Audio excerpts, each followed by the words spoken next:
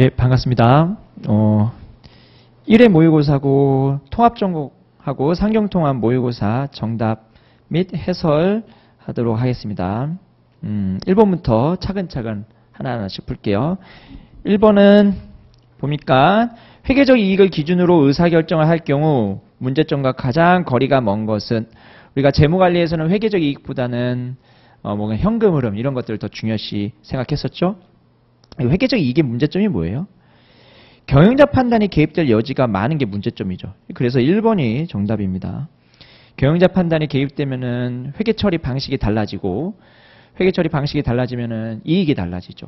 이익이 달라지게 되면 객관성이 떨어지잖아요.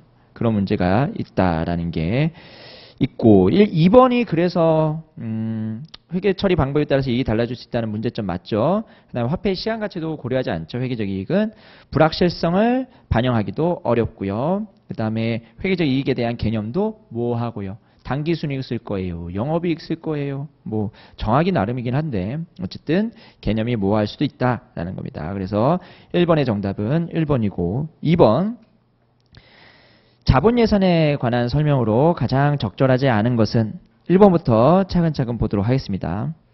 상호 배타적인 투자안의 경우 투자 규모 또는 현금 흐름 형태가 다를 때 순현재가치법과 내부수익률법이 서로 다른 결론을 제시할 수 있다. 우리가 NPV법과 IR법이 서로 다른 결론을 제시할 수 있는 경우 세 가지가 있었습니다. 첫 번째가 투자 규모, 그 다음에 투자 수명, 현금 흐름 발생 양상이에요. 그래서 상호 배타적인 투자의 경우에는 그 세 가지가 달라지게 될 경우에는 결론이 달라질 수 있다는 거죠. 달라질 수 있다. 2번 투자안의 경제성을 분석할 때 감가상각 방법에 따라서 투자안의 현금이 달라져서 투자안의 평가에 영향을 미칠 수 있다. 감가상각 방법이 달라지면 현금 흐름에는 영향을 미치지 않을 수 있습니다. 뭐가 없다면? 세금이 없다면. 근데 세금이 있으면 감가상각 방법에 따라서 현금 흐름이 달라질 수 있습니다. 일반적으로 세금이 있으니까 영향을 미칠 수 있겠죠. 3번 독립적인 투자안의 경우에는 회수기간법으로 채택한 의사결정은 할인 회수기간에서도 채택한다 라고 되어 있는데 일단은 회수기간이 길어요? 할인 회수기간이 길어요? 할인 회수기간이 길죠? 그래서 회수기간법에 의해서 계산할 그 회수기간이 목표 회수기간보다 짧다면 그러면은 채택하죠. 그런데 할인 회수기간법이 목표 회수기간보다 길다면 그러면은 할인 회수기간법에서는 채택하지 않을 수 있습니다. 무슨 얘기냐면요. 2번에 3번이죠. 우리가 목표 회수기간이 있잖아요. 목표 회수기간이 예를 들어서 3년이에요. 그러면은 3년보다 짧으면은 투자를 하는 거죠. 회수기간은 짧을수록 좋은 거니까. 그런데 일반 회수기간은 예를 들어서 2.5년입니다. 그러면은 채택해요, 안 해요? 채택하겠죠. 근데 할인 회수기간은 회수기간보다 길다면서요. 기니까 목표 회수기간을 넘어갈 수도 있다라는 겁니다. 물론 요 사이에 형성될 수도 있지만 만약에 넘어간다면 할인 회수기간이 넘어간다면 3.5년으로 넘어간다면 이때는 채택하지 않겠죠. 그래서 무조건 채택하는 건 아닙니다. 아시겠죠? 그래서 3번이 틀렸고요. 4번 상호 배타적인 투자안의 경우 할인율이 매기간 변동하는 경우에는요. 내부수익률법은 동일한 의사결정을 내립니다. 왜냐하면 현금 흐름만 있으면 돼요. 할인율에 따라서 달라지지 않습니다. 근데 순현가법은요. 의사결정 결과가 달라질 수 있죠. 5번 현금 유입의 양상이 다르거나 투자 수명이 다른 상호 배타적인 두 개의 투자안에 대해서 의사결정을 할 때 투자 규모가 동일하면은 MIRR하고 NPV의 의사결정이 같습니다. 왜냐하면 MIRR은 뭐 한 거예요? 중간의 현금 흐름이라든지 아니면은 내용연수 후에 현금이라든지 이거를 자본 비용으로 재투자한다고 가정하는 거잖아요. 그러면은 NPV법도 자본 비용으로 재투자하고 그러면 MIRR법도 자본 비용으로 재투자해가지고 구한 겁니다. 그러면은 의사결정 결과가 같아야 되는데 어느 경우에는 다를 수 있냐면 아무리 그래도 투자 규모가 다르면 그러면은 MIRR과 NPV가 달라질 수도 있습니다. 근데 여기서는 투자 규모까지 동일하다고 했으니까요. 맞는 문장이 되겠습니다. 3번 순형가법과 내부수익률법에 관한 설명으로 옳지 않은 것은 1번 복수의 상호 배타적인 투자인일 경우에 동일한 결론을 가져다 준다. 세 가지 경우가 있었죠.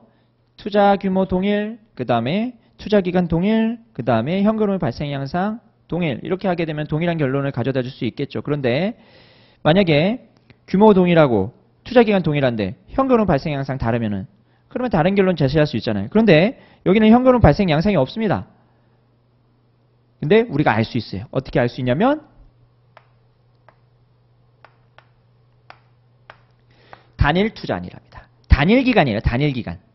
한 기간. 그러니까 한 기간의 단일 투자안이래요. 그러면 현금 흐름은 여기서만 발생하죠. 현금 흐름은 단일 기간이니까 여기서만 발생하잖아요. 만약에 다기간이다. 그러면은 현금 흐름 발생 양상이 다를 수 있죠. 왜? 초기에 많이 들어오고 나중에 적게 들어오고. 혹은 초기에 적게 들어오고 나중에 많이 들어오고. 그런데 여기는 현금 흐름이 여기만 발생해요. 그러니까 현금 흐름 발생 양상을 논할 필요가 없다는 겁니다. 논할 필요가 없으니까 여기는 뭐가 돼요? 규모 동일, 투자기간 동일, 그 다음에 1기간의 단일 투자안. 이 1기간의 단일 투자안이 현금 흐름 발생 양상을 고려하지 않아도 된다는 겁니다. 그래서 동일한 결론을 가져다 준다. 1번은 맞는 문장이 되고 2번 상호 배타적인 투자안일 경우에 내부 수익률로 의사결정을 하려고 합니다. 그러면 내부 수익률은 크면 클수록 좋을 겁니다. 자본 비용이 하락한다고 하더라도 내부 수익률 자체는 달라지지 않죠. 내부 수익률은 어떻게 정해지는데요? 현금 흐름에 따라서만 달라지잖아요. 자본 비용에 따라서 달라지지 않은 거잖아요. 그리고 상호 배타적인 투자안일 때 내부 수익률 의사결정할 때는 무조건 큰 거 선택하면 됩니다. 그래서 2번 맞고 3번 순형가법은 상대적이 아니라 절대적이고요. 내부 수익률이 상대적인 거죠. 4번 가치가법성 성립하고 내부 수익률 가치가법성 성립하지 않죠. 더하는 게 성립하지 않다고요. 5번 순형가법은 재무관리 목표인 기업가치 극대화의 접근 방법이다. 맞고요. 그래서 3번의 정답은 3번입니다. 4번은 투자 규모와 내용 요소가 동일한 상호 배타적인 투자안 A와 B가 있습니다. 경제성을 평가하려고 하는데 순형가법에 의하면은 투자안 A가 선택되는데 내부 수익률법에 의하면 투자안 B가 선택된답니다. 그리고 투자안 A와 투자안 B의 순형제 가치가 동일하게 만드는 할인율이 12%랍니다. 뭐 편집을 이렇게 해가지고 보기가 뒤에 있네요. 참. 편집을 왜 이렇게 하셨을까? 4번 어쨌든 여러분 조금 보기 불편하더라도 좀 양해 좀 부탁드릴게요. 내부 수익률법에 의하면 투자한 B가 선택한다. 그러면 문제 4번에 내부 수익률법에 의해서는 여기 B가 선택된다라는 것이고 내부 수익률법에 의해서는 A가 선택된다니까 지금 자본 비용이 어디 있는 거예요? 여기 있는 겁니다. 그래서 자본 비용이 피서의 수익률보다 작을 때 지금 의사결정을 한 거라고 보시면 되겠습니다. 자, 그래서 세 번째 줄 끝에 보시면은 투자안의 내부 수익률은 모두 자본 비용보다 높으니까 뭐 어쨌든 내부 수익률법으로 의사결정해도 자본 비용이 높으니 이 둘 중에 큰 거 선택하면 돼요. 그래서 내부 수익률법은 B를 선택하는 거고 그 다음에 NPV법에 의해서는 A를 선택하게 되는 겁니다. 다음 설명 중 가장 적절하지 않은 것은 1번 순현재가치법과 내부수익률법의 결과가 다른 이유는 뭘까요? 아까 내용요소 동일하고 투자규모 동일하다고 했는데 의사결정 결과가 달라졌어요. 뭐 때문에 그럴 거예요? 마지막 현금흐름 발생 양상 차이죠. 그렇죠? 그래서 내용연수 내에 현금흐름에 대한 재투자 수익률을 가정을 달리하기 때문이다. 이게 근본적인 원인이잖아요. 현금흐름 발생의 양상이 다른데 거기에 대한 재투자 수익률에 대한 가정이 다르니까 결과가 달라진다. 투자안의 자본 비용은 12%보다 높고 투자안의 A의 내부 수익률보다 낮은 수준이다.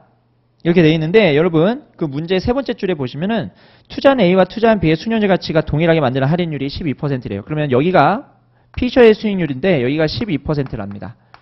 그러면 자본 비용은 지금 12%보다 낮은 구간에 있는 거예요. 그래서 자본 비용은 12%보다 높고 틀렸어요. 2번이 틀렸고요. 4번에 2번 틀렸고 3번 투자한 A의 수년제 가치와 B의 수년제 가치는 모두 0보다 크고 맞죠? 여기 있으니까 지금. 그 다음에 내부 수익률법이 아닌 수년제 가치법에 따라서 투자한 A를 선택하는 것이 좀 더 타당하다, 합리적이다. 맞죠? 우리가 NPV법으로 선택하는 것이 좀 더 합리적이라고도 얘기했었습니다. 그 다음에 A에서 B를 차감한 증분현금 흐름의 내부 수익률은 12%다. 이게 무슨 얘기냐면요. A에서 B를 차감하게 되면은 현금 흐름이 이렇게 나올 겁니다. 그러겠죠? A에서 B를 차감하게 되면은 현금을 이렇게 나올 거예요. 그때 내부 수익률, A에서 B를 차감했을 때 내부 수익률이 여긴데 여기가 뭐랑 같아요? 피셔의 수익률과 같죠. 그래서 투자한 A에서 B를 차감한 증분현금 흐름의 내부 수익률은 12%, 피셔의 수익률 12%와 같다라는 거. 여기까지 보시면 되고요. 5번 보도록 하겠습니다. 5번. 투자 의사 결정 시 고려해야 될 사항으로 가장 옳지 않은 것은? 일단은 1번. 금융비용, 이자비용 이런 것들은 할인율에 반영하죠. 증분현금 흐름 의사결정할 경우에 기회비용 고려하죠. 그 다음에 부수적 효과, 잠식비용 다 고려합니다. 근데 매몰 원가는 고려하지 않죠. 감가상각비 절세 효과는요. 이거는 현금 흐름에 반영하는 거죠. D 곱하기 T. 감가상각비 절세 효과는 할인율에 반영하는 것이 아니라 어디에 반영해요? 현금 흐름에 반영하는 거죠. FCF에 반영을 하는 겁니다. 자, 할인율에 반영하는 거는 이자비용 절세 효과죠. 일반적으로 이자비용 절세 효과를 할인율에 반영하려고 하죠. 그래서 5번의 정답은 5번이고요. 6번 보도록 하겠습니다. 6번. 밑에 자산 3개가 있습니다. A, B, C. 시장 상황에 따른 예상 수익은 다음과 같고요. 단 1년 후에 호황과 불황의 확률이 각각 50%래요. 50%. 다음 중 자산의 균형 가격으로 성립될 수 없는 것. 자, 무혐 이자율이 지금 10%라고 되어 있거든요. 그러면은 무혐 자산 뭐예요? 여기서 무혐 자산이 자산 A네요. 자산 A가 무혐 자산이고요. 그 다음에 여기 그 자산 A의 현재 가격은 그러면은 어떻게 구할 수 있습니까? 110을 10%로 나눠주면 되겠죠? 그래서 자산 A의 현재 가격은 100원 이렇게 나옵니다. 110 나누기 1.1 하게 되면은 나올 거예요. 자, 그리고 자산 B와 자산 C를 한번 보도록 하겠습니다. 자산 B 기대 수익률 얼마예요? 여기 문제 6번인가요? 자산 B의 기대 수익은 요것도 110이에요. 110인데 할인율은 얼마일까요? 할인율은 10%보다 높을 겁니다. 그렇죠? 10%보다 높을 거예요. 그러면은 할인율은 10% 이상. 왜요? 무혐 이자율이 지금 10%인데 자산비는 그보다 위험합니다. 그래서 투자 수익률은 10%보다 높을 거예요. 언제? 위험 회피형일 때. 위험 회피형일 때는 그렇게 되겠죠. 자, 그럼 동그라미 2번부터 볼게요. 위험 회피형 투자자만 있는 경우에는 자산 B의 현재 가격이 105원이 될 수 있다. 105원이 될 수 있다. 여러분, 여기서 10%로 할인하게 되면 100이 됩니다. 그러면 10%보다 더 높은 수익률로 할인하게 되면 100보다 작아요. 105가 될 수 없습니다. 위험 회피형 투자만 있는 세계에서는요. 3번. 위험 중립형 투자만 있는 세계에서는 자산 B의 현재 가격이 얼마예요? 100이 되겠죠. 왜? 위험 회피자일 때는 이렇게 되는데 이거는 위험 회피자. 근데 위험 중립자일 때는 할인율이 그냥 10%가 되겠죠. 왜? 중립자니까 무혐 이자율과 같을 겁니다. 그걸 가지고 할인하게 되면은 당연히 자산의 현재 가격은 자산 B의 현재 가격은 100원, 똑같이 자산 A와 같겠죠.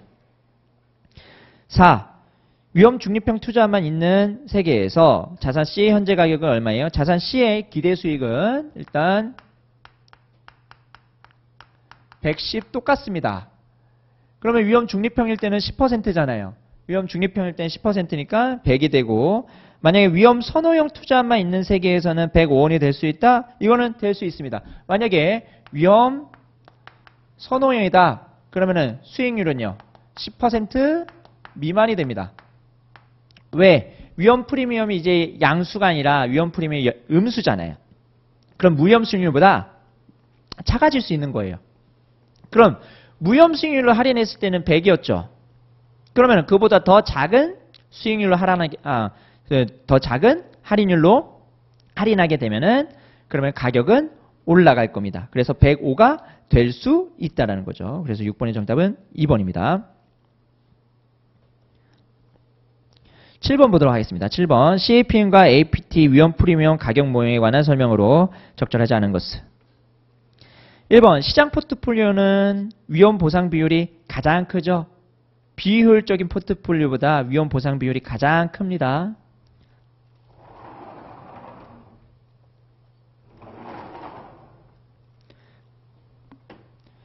몇 번이에요? 7번?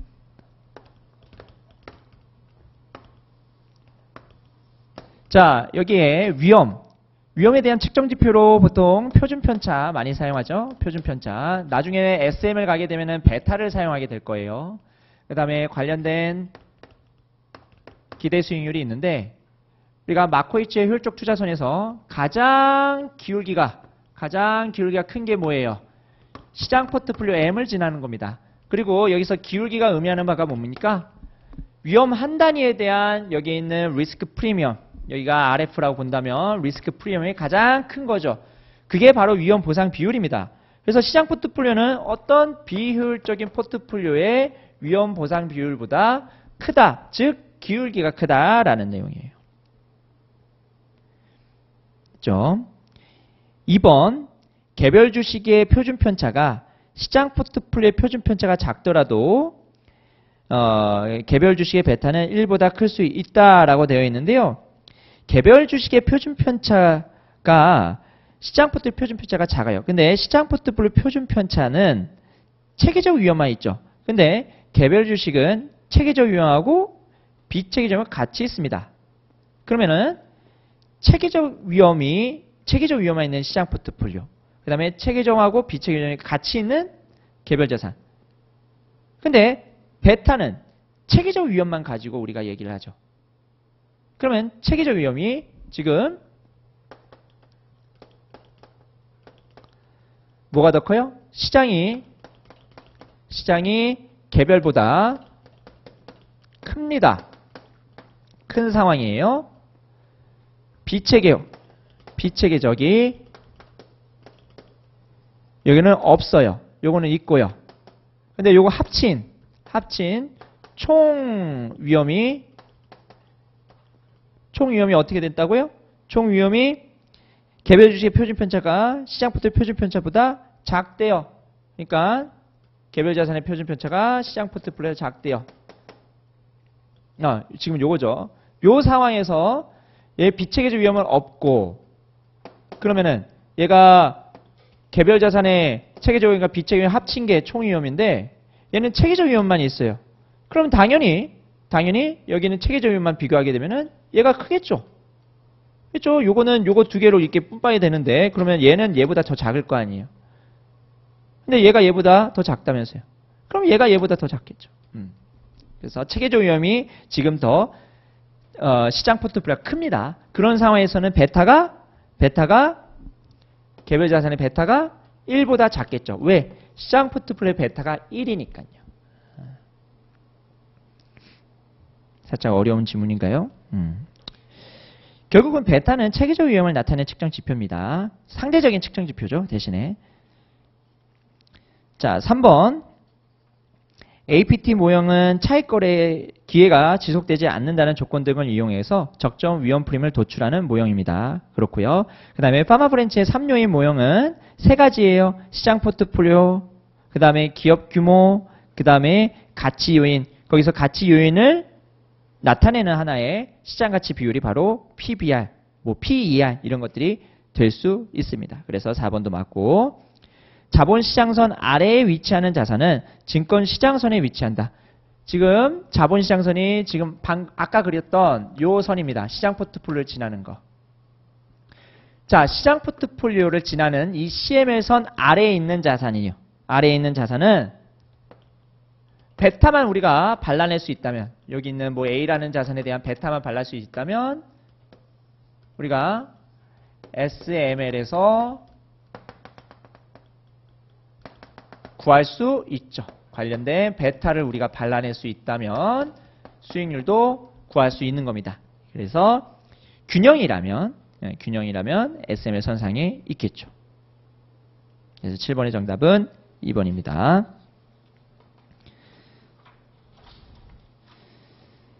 자, 8번 보도록 하겠습니다. 8번.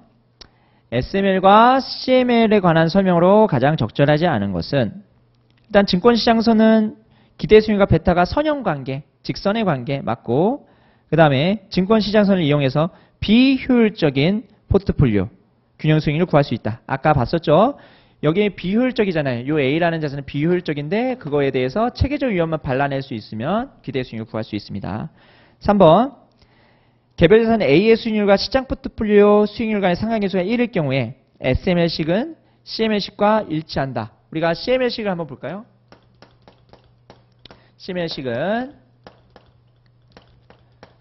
어떤 포트폴리오의 기대 수익률은 무형자산의 수익률 플러스 시장 포트폴리오의 표준 편차분의 시장 포트폴리오의 위험 프리미엄 곱하기 시장 포트폴리오 말고 개별자산 포트폴리오의 표준 편차 이렇게 나타냈었죠? 했죠? 그리고 만약에 우리가 SML에다가 그 포트폴리오의 기대 수익률을 구한다. 그러면은 그 무위험 자산의 수익률 플러스 그 다음에 시장 포트폴리오의 리스크 프리미엄에서 관련된 포트폴리오 베타를 곱해주면 될 겁니다. 자, 그런데 거기서 상관계수가 1이래요. 뭐랑 상관계수 1이에요? 시장 포트폴리오랑 개별자산의 상관계수가 1이랍니다. 거기에 개별자산 A와 시장 수익률의 상관계수 1이랍니다. 그러면 이거 어떻게 할 수 있냐면 우리가 베타 A는 시장 포트폴리오의 표준 편차분의 A와 M의 상관계수 곱하기 A의 표준 편차로 나타낼 수 있죠. 근데 요게 1이랍니다. 요게 1이면 여기다가 요걸 A라고 할까요? A라고 해가지고 우리가 정리를 해야겠네요.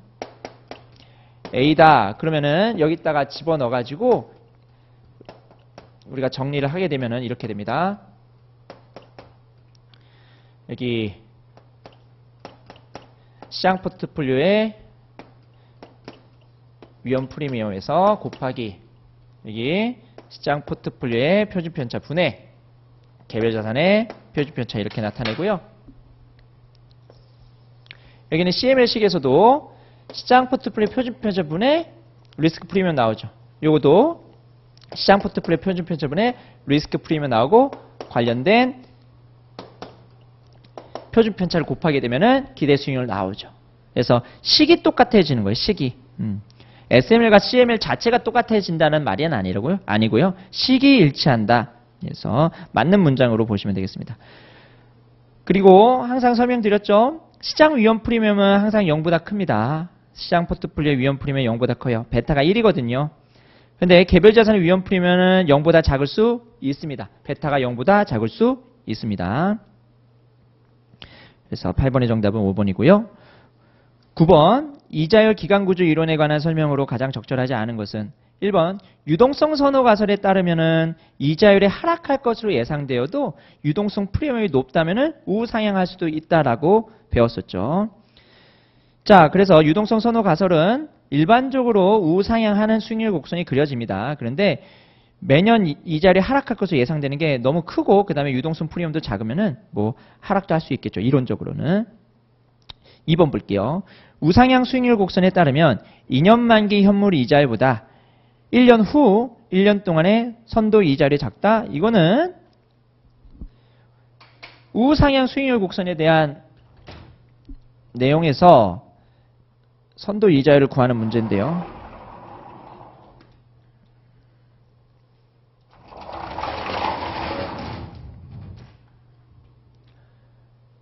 자, 우상향하는 수익률 곡선이라는 것은요. 관련된 현물이자율이 점점 상승하는 겁니다. 그러면 우상향 수익률 곡선 하에서 요거 몇 번이에요? 9번인가요?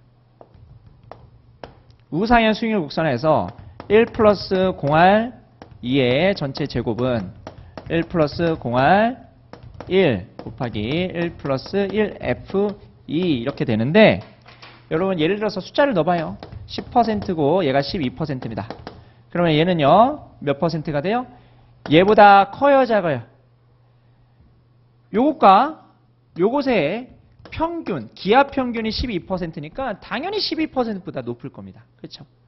그러면 10%랑 14%, 한 14% 정도 될 거예요. 그래서 2년 만기 현물 이자율보다 1년 후 1년 동안의 선도 이자율이 큽니다. 그래서 2번이 틀렸고 3번 유동성 선호 가설에 따르면 투자자들이 위험 회피형이라고 할 때 선도 이자율은 미래 기대 현물 이자율보다 높다. 우리가 선도 이자율을 어떻게 정의했습니까? 유동성 선호 가설에서 미래의 기대 현물 이자율에서 플러스 유동성 프리미엄을 더했죠. 됐죠? 그래서 일반적으로 여기 있는 선도 이자율을 정의할 때 유동성 프리미엄, 유동성 선호 가설에 따르면 사람들이 기대하는 수익률에서 유동성 프리미엄을 더했죠. 그래서 얘보다 얘가 큽니다. 유동성 선호 가설에 따르면요. 4번 시장 분할 가설과 선호 영역 가설에 따르면은 만기별로 수익률이 다를 수 있습니다. 그 만기에 따라서 그 만기의 수요 공급에 따라서 또 수익률이 달라지는 거니까요. 그래서 3년 만기 회사채 만기 수익률보다 5년 만기 만기채 수익률이 국채 만기 수익률이 높을 수 있다. 낮을 수도 있고 높을 수도 있는데 높을 수 있다라고 했으니까 맞는 문장이 되겠습니다. 5번 미래 기대 현물 이자율이 상승하면 기대 가설과 유동성 선호 가설 하에서의 수익률 곡선은 항상 우상향이다. 미래 기대 현물 이자율이 상승하면 얘가 상승한다. 그러면은 선도 이자율 상승하겠죠. 이거는 기대 가설, 그 다음에 유동성 선호 가설 다 포함되는 개념입니다. 상승하게 되면 얘가 상승하게 되면은 얘가 상승하겠죠. 얘가 상승하면은 뭐가 돼요?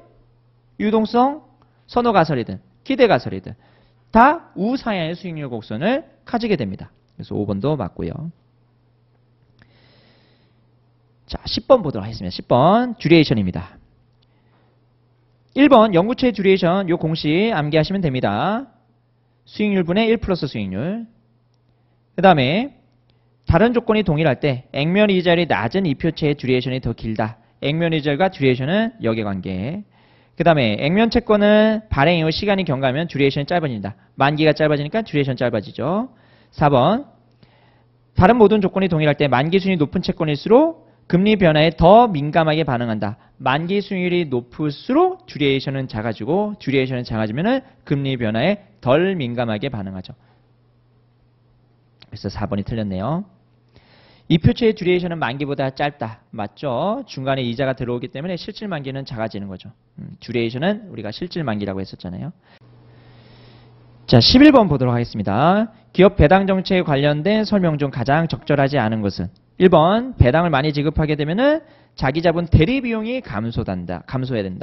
왜? 기업이 배당을 많이 지급하게 되면은 유보금이 많이 없죠? 그럼 유보금이 많이 없으면은 거기에 있는 경영자들이라든지 대리인들이 그 유보금을 유용하지 않을 거예요. 유용하지 않으면은 그러면은 대리 비용이 없어지죠? 대리 비용이 없어지게 되면은 기업 가치가 증가하는 거죠. 그래서 1번 맞는 문장이고, 그 다음에 투자 기회가 많은 기업이 배당을 많이 지급하게 되면은 신규 발행 비용을 줄일 수 있다. 배당을 많이 지급하게 되면은 신규로 투자를 많이 해야 될 거 아니에요. 신규로 투자를 많이 하게 되면은 거기서 신규 투자하면서 발생하는 여러 가지 비용들이 발생하겠죠. 그게 신주 발행 비용 이런 것들이 발생하잖아요. 그래서 줄일 수 있다. 틀렸네요. 오히려 증가합니다.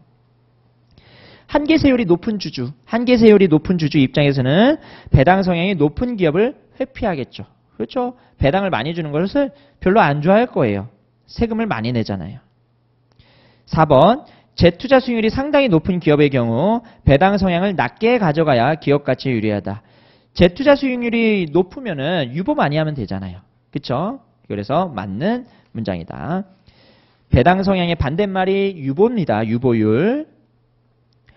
5번 일반적으로 기업들은 순이익이 증가해도 배당금을 일정하게 지급하려는 경향이 있다. 이게 안정배당 정책이죠. 일반적으로 이렇다.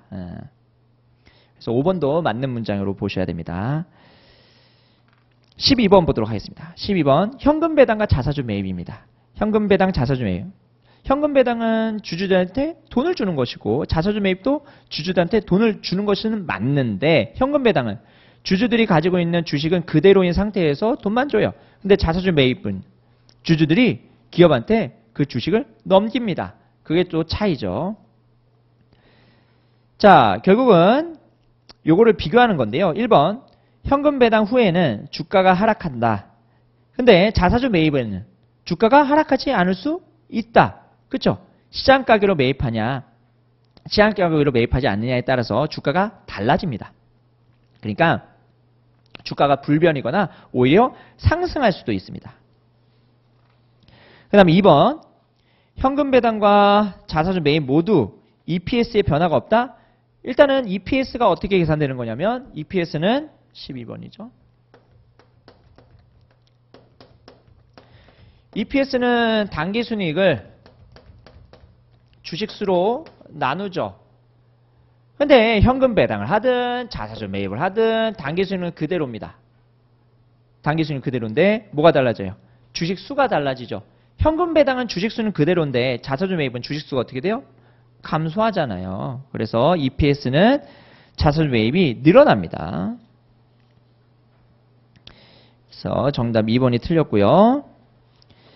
3번 현금 배당과 자사주 매입 모두 퍼가 감소한다. 자, 퍼가 뭡니까? 퍼는 주가 나누기 EPS인데 주가 나누기 EPS에서 분모분자에 곱하기 N을 합니다. 그러니까 분모분자에 곱하기 N을 하게 되면은 여기는 분자는 시장가치, 시가총액이 나오죠. 시가총액, 자기 자본의 시장가치가 나오고 그 다음에 여기는 당기순이익이 나옵니다. 당기순이익은 달라진다고 했어요? 안 달라진다고 했어요? 이거는 달라지지 않은 거예요. 이건 달라지죠. 근데 시총은 달라지죠. 왜? 자사주 매입, 그 다음에 현금 배당, 기업 내부에서 현금이 밖으로 유출이 되니까요. 시총 낮아집니다. 그럼 퍼 낮아져요. 됐죠? 4번 시장이 불안전성이 없는 완전 자본 시장이라면 그러면은 주주부는 불변입니다. 주주의 부는 불변이다. 완전 자본 시장에서는 주주의 부는 불변이에요.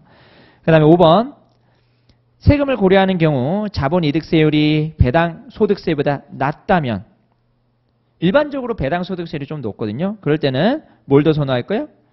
배당소득세율보다 낮은 자본이득세율을 얻는 방법 바로 자사주 매입이 그게 또 해당되는 거죠. 그러니까 주식을 팔아가지고 얻는 이익이 바로 이게 자본이득세율이고요. 배당소득세율은 배당을 받을 때 그때 발생하는 세율입니다. 그러면 현금 배당을 받게 되면은 배당소득세 지급하고 그 다음에 자사주 매입을 하게 되면 주식을 기업한테 파는 거니까 주주 입장에서는 자본이득세를 내는 겁니다. 그래서 자본이득세율이 낮으면 자사주 매입이 더 유리하겠죠. 주주 입장에서. 그래서 5번 맞고 12번 정답은 2번입니다. 13번 보도록 하겠습니다. 다음 중 자본구조와 기업가치에 대한 설명으로 가장 타당하지 않은 것은 1번 파산비용으로 기업가치 감소할 수 있죠. 부채 사용 많이 하게 되면 파산비용 증가합니다. 그 다음에 자본조달 순위이론에서 한번 정리해볼까? 자본조달 순위이론을 정리하게 되면 일단은 좋은 투자안이 있을 경우에 기존 주주의 부를 유지하기 위해서 혹은 증가시키기 위해서 유보금 먼저 사용하고 부채 사용하고 그 다음에 증자하죠. 부채를 사용하는 외부 금융보다 유상증자를 통한 외부 금융을 선호한다? 부채를 더 선호하잖아요. 2번 틀렸네요. 13번의 정답은 2번이고요.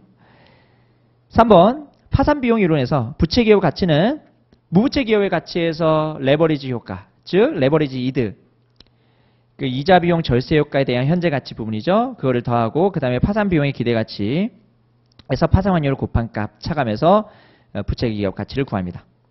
그래서 무부채기업 가치에서 레버리지 이득까지 더한 게 이게 MM63이죠. 거기서 추가적으로 부채를 더 많이 사용하게 되면은 파산 비용이 발생한다. 이 내용이 파산 비용 이론입니다. 4번 경영자의 지분율이 낮을수록 자기 자본 대리 비용은 크게 나타나고 부채가 증가할수록 타인 자본 대리 비용이 크게 나타납니다. 그래서 4번, 5번 잘 알아두시고 14번에서 적대적 M&A 과정에서 특정 기업의 주식을 매집한 후에 경영자 또는 대주주에게 시장 가격보다 높은 가격으로 되파는 거. 그러니까 기업 사냥꾼들이 막 주식을 매입한 다음에 그 다음에 그 기업한테 야 내가 너 지배하지 않을 테니까 나한테 비싸게 주고 팔아. 그래서 그 이익을 챙기는 그 전략이 바로 녹색 편지입니다. 녹색 편지. 녹색 편지를 주는 거예요. 나름대로 협박 메일입니다. 이것도. 아시겠죠? 14번의 정답은 3번이고 1번 독약조항 같은 경우에는요. 인수를 하게 되면은 그 인수기업이 불리하게 작용될 수 있을 만한 어떤 장치를 마련한 게 독약조항이고 팽매는 너 죽고 나 죽자야. 네가 날 먹어 내가 널 먹겠다.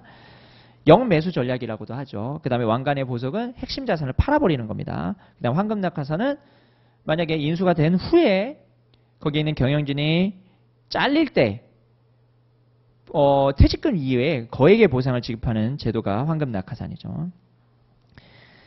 15번 보도록 하겠습니다. 15번 자본 비용에 대한 설명 중 가장 옳지 않은 것은 1. 타인 자본 비용은 일반적으로 자기 자본 비용보다 작죠. 그리고 한계 자본 비용. 이게 한계 비용 경제학에서 배우잖아요. 경제학에서도 한계 비용은 규모가 크면 클수록 증가합니다. 그래서 증가하는 경향이 있다. 대신에 체감적으로 증가할 거예요. 3번 사내 유보이익에 대한 자본 비용은 0이다. 유보이익도 자본입니다. 자기 자본이에요. 결국은 주주들이 요구하는 요구 수익률이 있을 거란 말이다. 요구하는 요구 수익률이 0%다? 이건 말이 안 됩니다. 그래서 유보이익에 대한 자본 비용이 0이 아닙니다. 자본 비용은 자기 자본 비용이죠. 사내 유보이익에 대한 자본 비용은 자기 자본 비용입니다. 자기 자본 비용은 0보다 큽니다. 3번이 틀렸고요. 4번 신규 투자안에 적용되는 왁은 기존 기업의 왁이 아니라 신규 투자안에 적용되는 위험을 반영한 왁을 사용해야 된다. 그렇죠? 우리가 신규 투자안을 했을 때 그때 적용되는 할인율은 신규 투자안의 위험이 반영돼야죠. 기존 기업의 위험이 반영되면 안 되죠. 5번 기업의 한계 자본 비용과 한계 투자 수익이 만나는 지점에서 최적 투자가 이루어진다. MR 이꼴 NC 이거예요. MR 이꼴 NC 경제학적인 내용이고요. 이것도 재무관리에서 좀 그 관련돼서 자본 비용과 한계 자본 비용과 한계 투자 수익률에 대한 개념으로 접목을 시킨 겁니다. 16번 보도록 하겠습니다. 16번 레버리지와 관련된 거예요. 자, DOL, DFL, DCL이 있는데 DOL은 손익분기점에서 가장 크다. 손익분기점이 뭔데요? 영업이익이 0이 되는 거죠. 자, DOL을 한번 여기다가 식을 한번 적어보면 자, DOL은 매출액의 변화율 분의 영업이익의 변화율이었어요. 근데 그거를 정리하게 되면은 공원이익 나누기 영업이익 이렇게 됐었죠. 일반적으로 공원이익이 EBIT보다 크죠. 그래서 DOL은 1보다 큽니다. 근데 손익분기점은 EBIT를 0으로 만드는 그런 지점이 있잖아요. 그러면 얘가 0이 되게 되면 무한대 값이 나오겠죠. 가장 클 겁니다.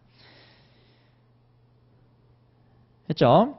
2번 고정 영업비가 0보다 크고 일정하다면 DOL은 매출액이 달라져도 변하지 않는다라고 되어 있는데 자 고정 영업비가 달라진다고 했을 때 매출액이 증가하게 되면 둘 다 증가합니다. 그럼 고정 영업비가 있는 상태에서 얘가 100 증가했고 얘가 100 증가했는데 기존에 얘가 1이었고 얘가 2였어요. 그럼 원래는 DOL이 2잖아요. 근데 100씩 증가하게 되면 달라지잖아요. 그쵸? 여기에 비율은 1이거든요. 결국 숫자를 넣어봐요. 좀 이렇게 넣어볼까요? 2에서 300 나누기 200. 그럼 1.5가 되잖아요. 2에서 1.5로 바뀌죠. 그러니까 매출의 규모에 따라서 DOL 달라집니다. 매출의 규모에 따라서 DOL 달라진다. 그래서 2번 틀렸어요. 그 다음에 3번 DCL은 DOL 곱하기 DFL 맞죠?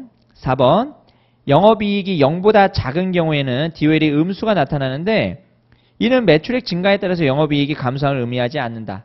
그러니까 매출액 증가하면 영업이익이 증가한다니까요. 매출액 증가할 때 변동 비율 있죠.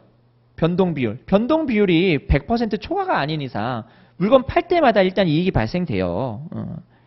근데 DOL이 음수라는 것은요.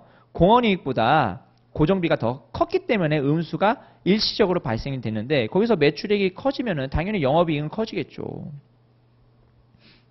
그래서 음수라는 게 영업이익이 감소하는 것을 의미하는 것은 아니다라는 거예요. 조심하세요. 4번. 5번 영업이익이 이자 비용보다 큰 경우에는 영업이익 증감에 따라서 DFL은 감소하며 1에 수렴한다. 영업이 증가하게 되면은 DFL을 우리가 정의하게 되면 이렇게 정의하죠. DFL은 영업이익의 변화율 분의 당기순이익 또는 EPS의 변화율인데 이걸 우리가 EBIT 나누기 EBT라고 했었죠. 그 상황에서 뭐가 증가하는데요? 영업이익이 증가하게 되면은 EBT도 같이 증가할 겁니다. 그런데 계속 무한히 증가하게 되면 요거는 얼마로 수렴할까요? 1로 수렴할 겁니다. 지금은 EBIT가 EBT보다 크지만 이자 비용이 일정한 상태에서 고정적인 상태에서 EBT가 확 늘어나게 되면은 극단적으로 여기 1조 여기 1조 하게 되면은 그냥 거의 1에 가까운 거예요. 아시겠죠? 그래서 16번의 정답 2번이고요. 17번 시장 이자율이 양수일 때 배당을 지급하지 않는 주식을 기초자산으로 하는 옵션에 관한 설명으로 가장 옳지 않은 것은 1번 옵션의 세타. 세타는 시간의 지남에 따라서 옵션 가치가 변하는 정도는 나타나는 거 맞죠? 2번 행사가격, 만기 동일하고 동일한 자산을 기초자산으로 하는 콜옵션과 풋옵션이 있을 때 행사가격이 주식가격과 같은 등가격 상태에서는 콜옵션의 가격과 풋옵션의 가격이 같다. 풋옵션과 콜옵션의 가격이 같다라고 되어 있는데 자 등가격이 뭐예요? 등가격이 행사가격과 현재 기초자산의 가격이 같은 거죠. 즉 행사가격과 현재 기초자산의 가격이 같은 상태고요. 이 상태에서 풋콜 패러트를 그리면 이렇게 됩니다. S0 플러스 P0 마이너스 C0는 PVX고 그 다음에 요거를 이렇게 한번 해볼까요? S0 마이너스 PVX는 C0 마이너스 P0 이렇게 나오는데요. 만약에 등가격인 상태에서는 요 값이 얼마가 나오냐면요. 0보다 큰 값이 나옵니다. 왜요? S0가 PVS0보다 크잖아요. 현재 가치 한 것보다 명목금이 더 크잖아요. 그러면은 얘는 양수가 나오고 얘가 양수가 나온다는 소리는 얘가 양수라는 소리고 그러면 C0가 P0보다 크다라는 소리고 그러면 콜옵션의 가격이 풋옵션의 가격보다 크다라는 소리고 그래서 거기 2번은 틀린 지문이 됩니다. 됐죠? 3번 풋옵션의 내재 가치가 0보다 클 확률은 1-ND2 이렇게 되어 있는데 풋옵션의 내재 가치 자 우리가 블랙쇼즈 모형에서 ND1과 ND2에 대한 의미를 좀 설명을 드렸는데요.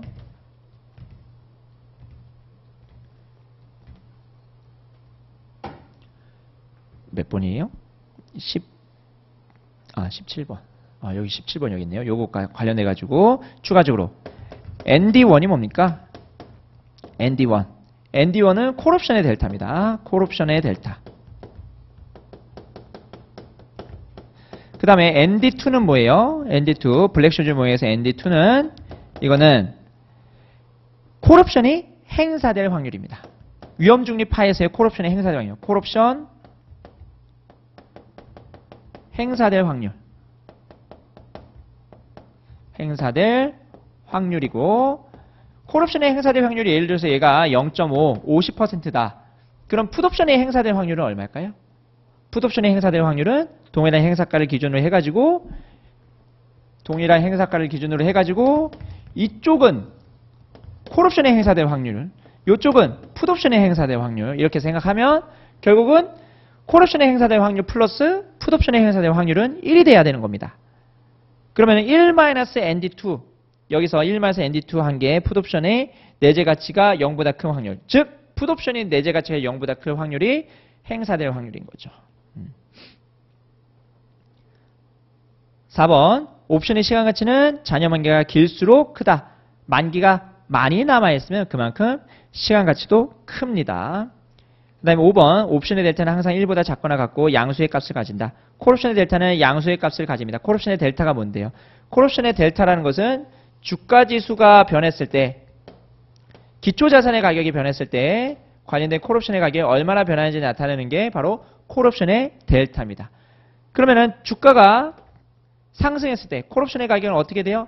같은 방향으로 간다고 했었죠. 콜옵션과 주가는 같은 방향이에요. 그래서 양의 값을 가지고 그 다음에 콜옵션의 델타는 1보다 클 수 없습니다. 그래서 1보다 같거나 작아요. 자, 18번 유럽형 옵션의 이론적 가격에 관한 설명으로 옳지 않은 것은 이렇게 되어 있습니다. 1번부터 볼게요.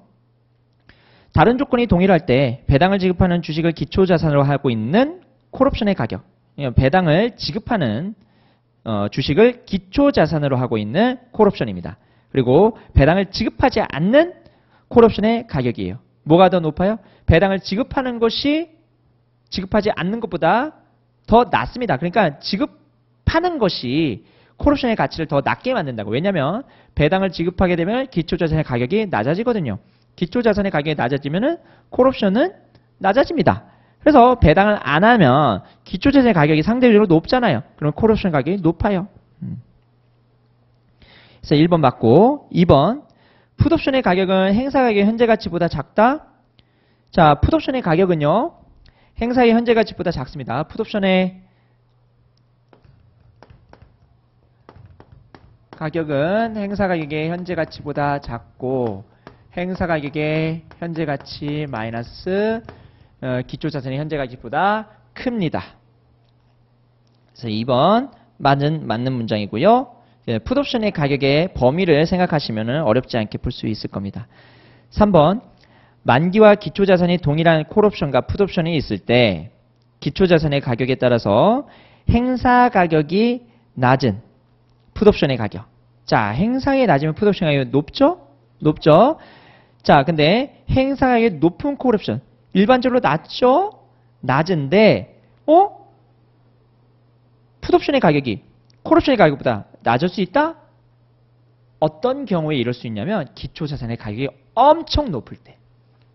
기초자산의 가격이 엄청 높으면 풋옵션의 가치는 아무리 행사 가격이 낮다 하더라도 행사 가격이 높다 하더라도 기초자산의 가격이 엄청나게 높으면은 풋옵션의 가격은 낮아질 수 있는 거예요. 그러니까 기초자산과 풋옵션의 가격은 서로 반비례 관계. 그 다음에 행사 가격과 풋옵션의 가격은 어떻게 돼요? 정비례 관계죠. 그러면 다시 읽어보면 행사 가격이 낮은 풋옵션의 가격은 행사 가격이 높은 콜옵션의 가격보다 낮을 수 있다 라고 되어 있는데, 일반적으로 행사 가격이 낮은 풋옵션의 가격은 콜옵션의 높은 행사 가격이 높은 콜옵션의 가격보다 낮을 수 있겠죠. 그러니까 기초자산의 가격에 따라서 달라질 수 있다는 겁니다.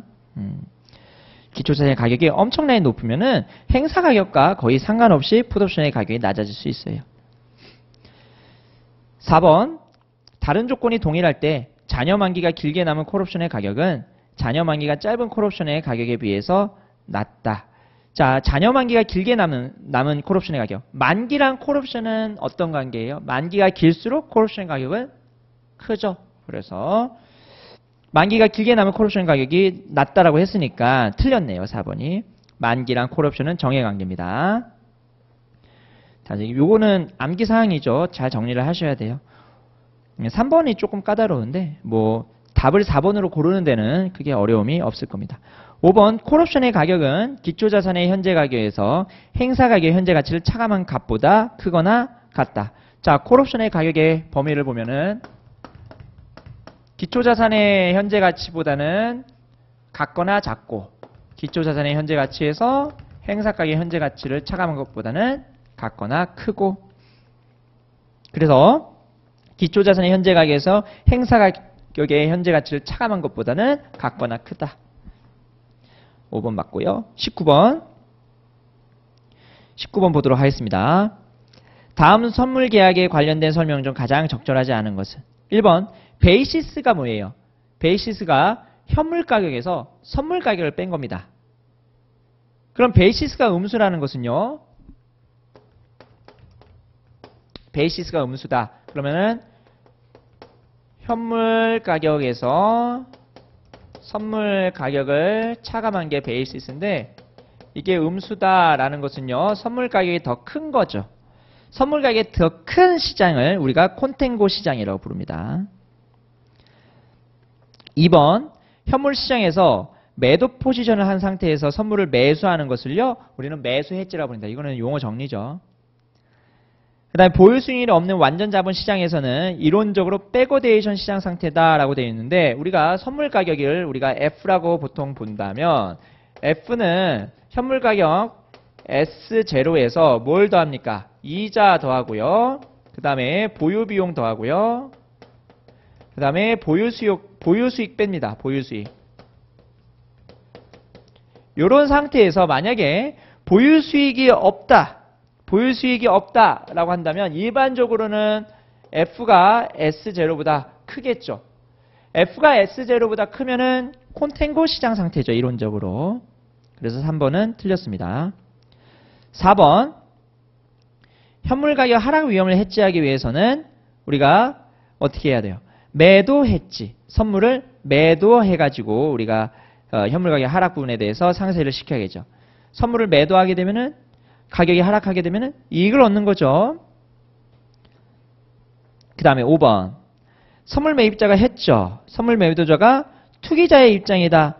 그러면 선물 매입자가 좀 더 지금 을의 입장에 있는 거죠. 그러면 좀 더 비싼 가격에 살려고 할 겁니다. 그러면 선물 가격은 올라가겠죠. 그러면 콘텐고 시장 가설이 성립합니다. 정리해 주시면 되고, 그 다음에 20번, 재무 비율을 통한 재무 분석에 관한 설명으로 옳지 않은 것은 1번 매출액 순이익률이 2%, 그 다음에 총자산 회전율이 3, 그 다음에 자기자본 비율이 50%일 때 자기자본 순이익률은 얼마가 되냐면 2% 곱하기 3. 자기자본 순이익률을 우리가 어떻게 할 수 있어요? 매출액 순이익률 곱하기 총자산 회전율 곱하기 자기자본 비율의 역수라고 할 수 있죠. 그러면 2% 곱하기 3 곱하기 자기자본 비율의 역수가 지금 50%가 역수하게 되면 2가 되죠. 그러면은 2 곱하기 3 곱하기 2 해가지고 12% 맞네요. 1번 맞고. 2번, 유동성이 높은 기업은 유동성이 양호한 상태라고 판단할 수 있는데 과도하게 높으면 이거는 어떻게 해요? 수익성 측면에서 비효율적일 수 있죠. 그래서 항상 장단점이 다 있습니다. 3번, 부채 비율이 높은 기업은 안정성 측면에서는 부정적인데 수익성 측면에서는 또 레버리지 효과 때문에 긍정적일 수 있죠. 4번, 재고자산과 당자 비율은 관계가 없죠. 왜? 재고자산 자체가 없잖아요. 당자자산에. 재고자산 시가가 하락하든 높든 뭐 무슨 상관입니까? 그래서 당자 비율은 그대로입니다. 재고자산의 시가가 하락한 경우에는 당자자산도 그대로니까 당자 비율은 그대로다. 그래서 4번은 틀렸네요. 5번, 획기적 이익을 가능한 적게 계산하려고 한다면 퍼는 어떻게 됩니까? 상대적으로 높게 나타날 수 있죠. 왜? EPS가 낮아지면 주가 나누기 EPS 하게 되면 EPS는 낮은 EPS, 분모가 낮아지잖아요. 그러면은 전체적으로 증가할 수 있죠. 그래서 5번 맞는 문장이고 20번의 정답은 4번입니다. 통합정보 상경통합 모의고사 1회 여기서 강평 마치도록 하겠습니다.